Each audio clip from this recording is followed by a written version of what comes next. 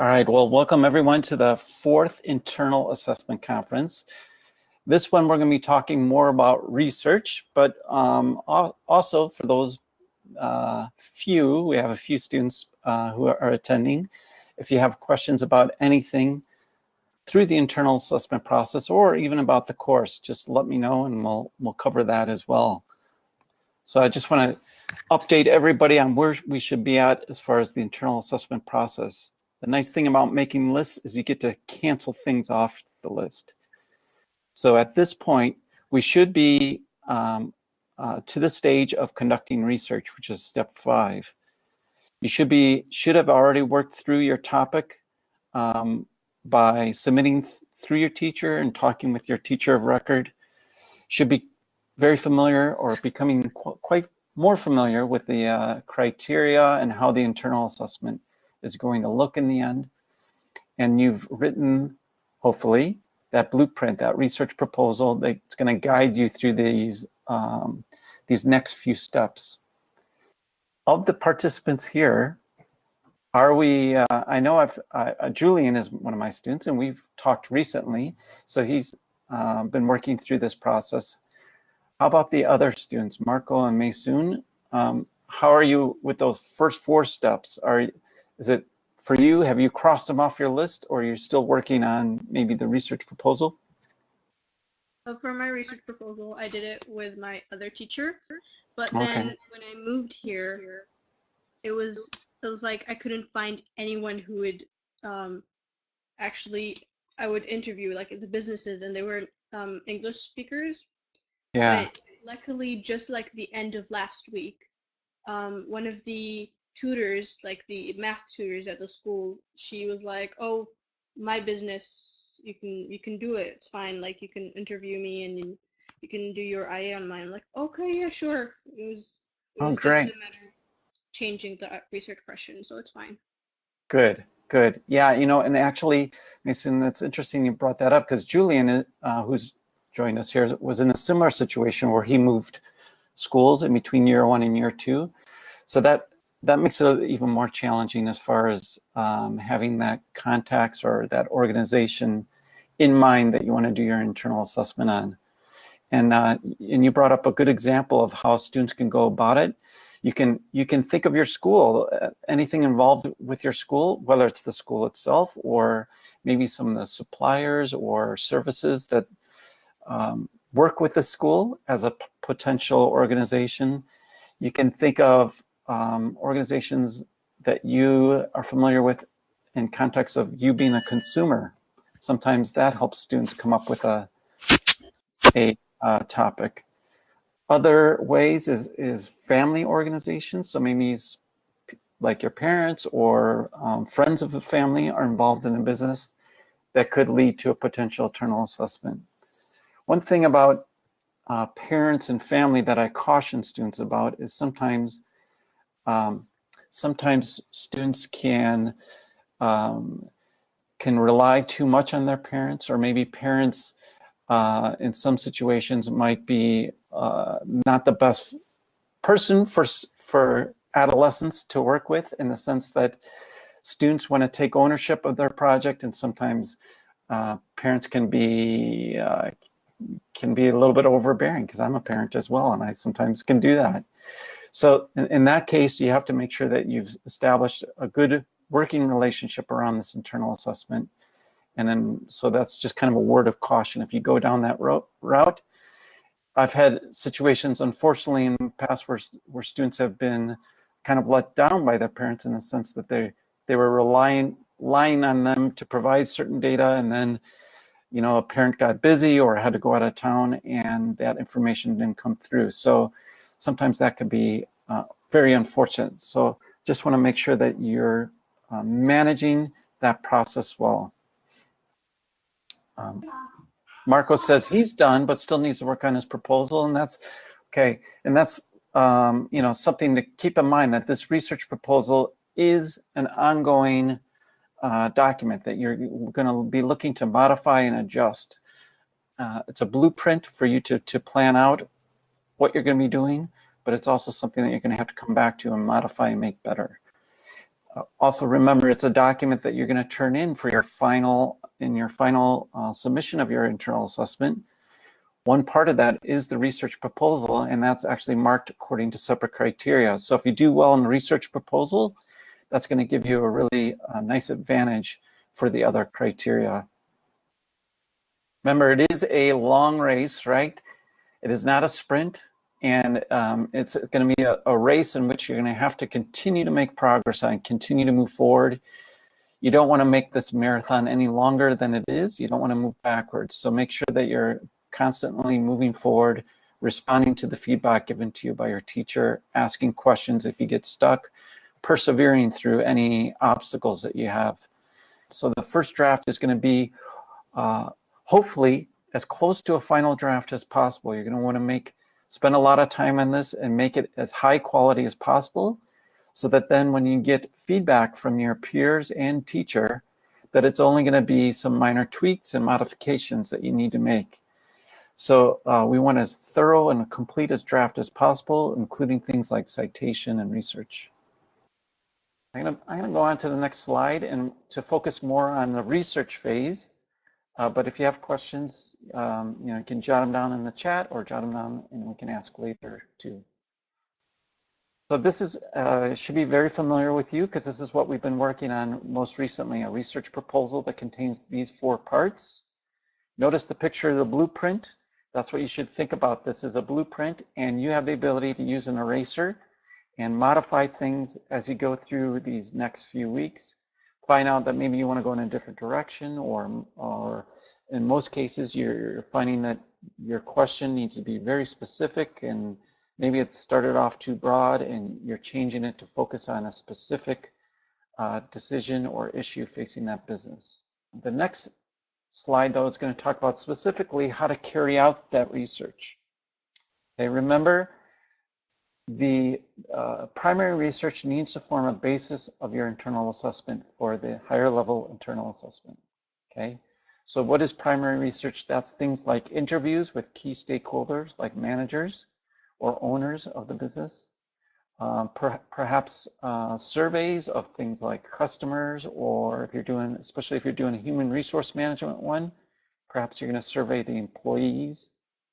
That could lead to another method of primary research, which is focus groups. So in some cases, students send out surveys, and they find a few of the customers or a few of the employees that they're surveying and found their responses interesting or very relevant, and call them aside and do some more in-depth questions or a focus group on those group of people.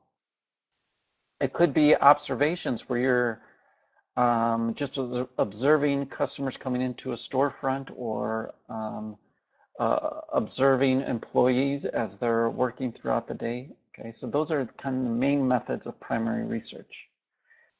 Of the students here, what method do you see yourself using for primary research? You can either use the microphone or use the text chat to tell me. Are you thinking that you're going to be doing an interview, survey, focus group, or observation? Or a combination of the two?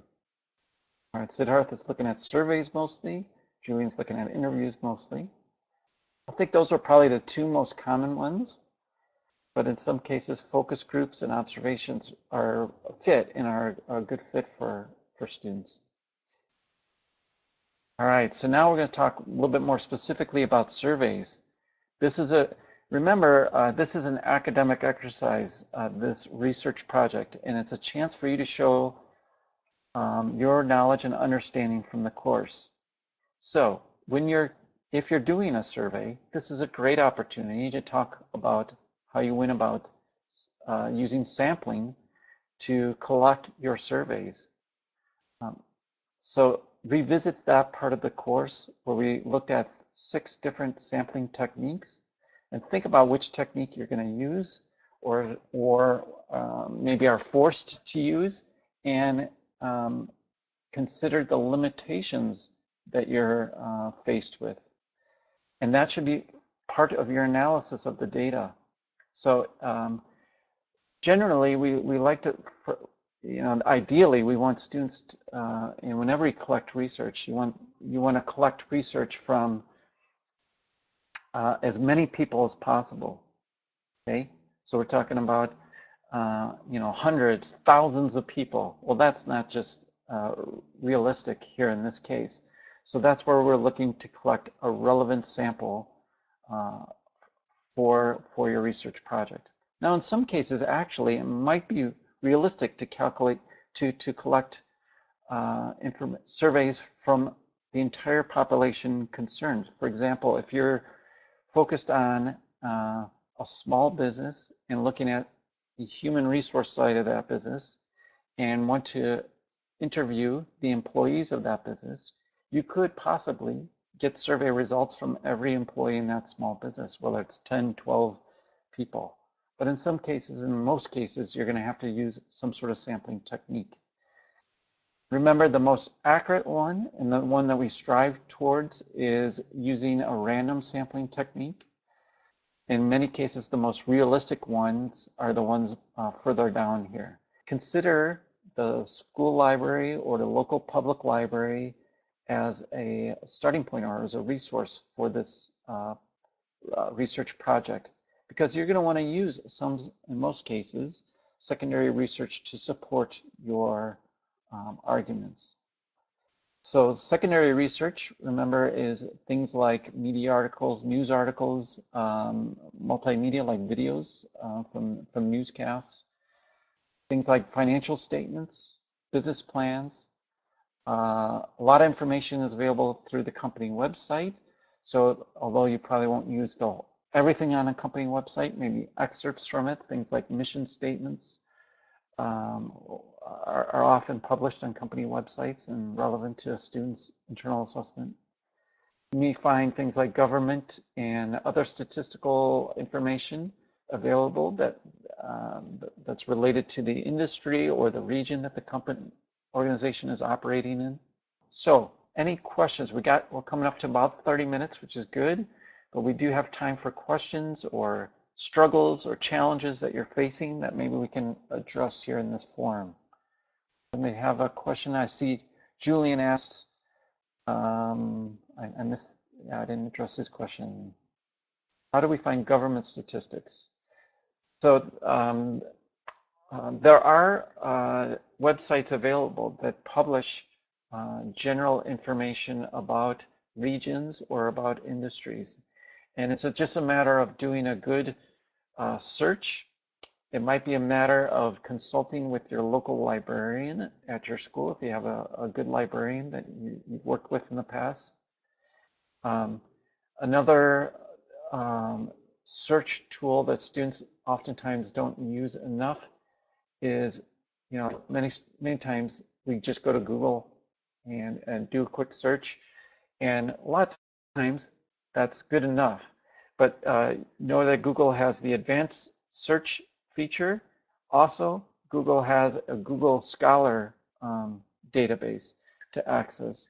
So that gives you more academic or scholarly articles and journals. So it already vets some of the sources that you're going to find in a more generic Google search that you did. If you work through your local librarian, you might find your school librarian or the public library in your town. You might find that you'll have then access to a lot of free, well, the library is paid for it, but access to a lot of databases or periodicals that might have relevant information. So you might find when you're doing searches that some things you have to subscribe to or pay for. You shouldn't have to do that. You should be able to find plenty of sources that are providing free information, or working through your school or local library, you might be able to gain access to that subscription or that paid source. I hope that helps, Julian. That was kind of a generic answer, but it does give you maybe a good starting point on where to find these sources. What other questions about research in general or about your internal assessment in general? Or challenges that you're facing?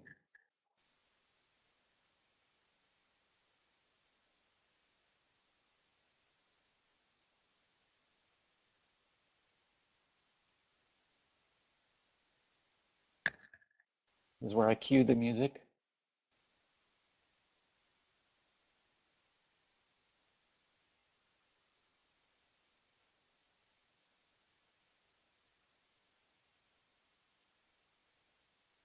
All right, well,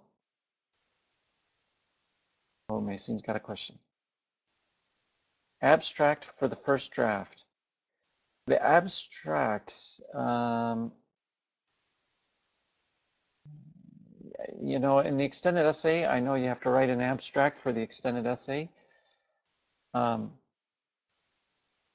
and that's actually something that really, to be effective on, is something that you should write after the final draft, right?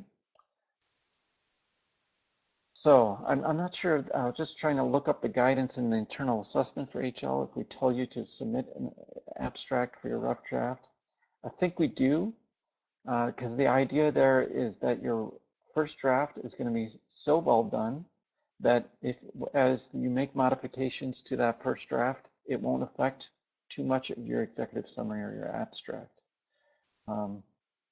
So I would say that would be my guidance, is get to a point where you're feeling very comfortable and confident with that first draft, that you've been talking with your teacher and you know exactly what you need to write and you've included it in your first draft, and then also include that abstract so that you're getting full feedback from your teacher and from your classmates during those during that phase of the internal assessment.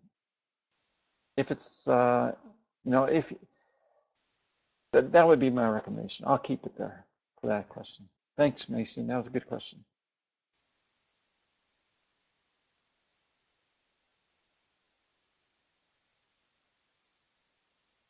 Other questions? As you're thinking or typing, I just want to remind you there's going to be a few more conferences this semester before we hit the winter break or the semester break. The next conferences are going to focus more on human resource management, making sure that we're getting all your questions answered regarding that unit, and also getting back in the habit of having those excellent exam taking skills so that you can do well on the unit test. That's going to cover human resource management. So that'll take place during week 40 and 41. All right, I think our questions have been answered. I'm just going to check real quick through the chat, make sure I covered everything. I want to thank you guys for attending. Daphne, Elitza, Haley, Julian, Marco, Maysoon, Trevor. Thank you guys for attending. Look forward to seeing you at the next conference, but also remember that you always have access to the team of teachers through the Have a Question discussion forum, through the chat, and you can always contact your teacher of record specifically as you're working through this internal assessment process, because you're going to want their guidance and making sure that you're going forward on this long journey of completing the internal assessment. All right. So thanks, guys. Enjoy the rest of your day, and I'm going to close out here. We'll be in touch. Bye.